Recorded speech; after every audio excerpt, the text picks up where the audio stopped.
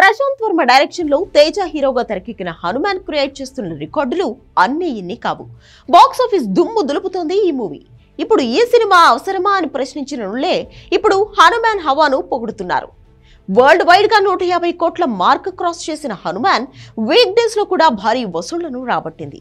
Second weekend లోనూ దేశీయ విదేశాలలో పూర్తి స్థాయి ఆక్యుపెన్సీని నమోదు చేసుకుంది.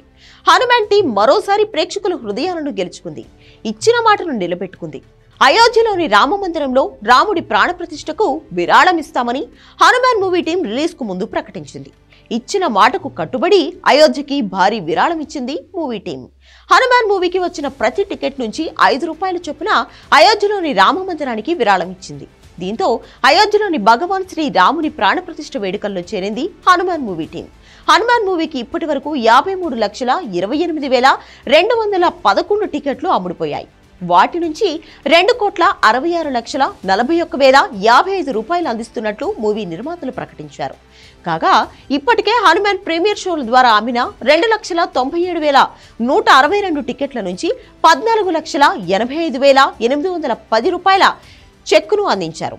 ఈ న్యూస్ ఇప్పుడు తెగ వైరల్ అవుతోంది. సూపర్ హనుమాన్, రామయ్యకు హనుమాన్ సాయం అంటూ నెటిజన్లు పొగడ్తలతో ముంచెత్తుతున్నారు. ఇక అటు హనుమాన్ మూవీకి గంటల్లో 1000 టికెట్స్ అమ్ముడుపోయినట్లు సమాచారం. హనుమాన్ విడుదలై 2వ వారంలోకి ఎంటర్ అయినా ఇంకా ఫుల్ క్రేజ్ లో టికెట్లు సేల్ అవుతున్నాయి.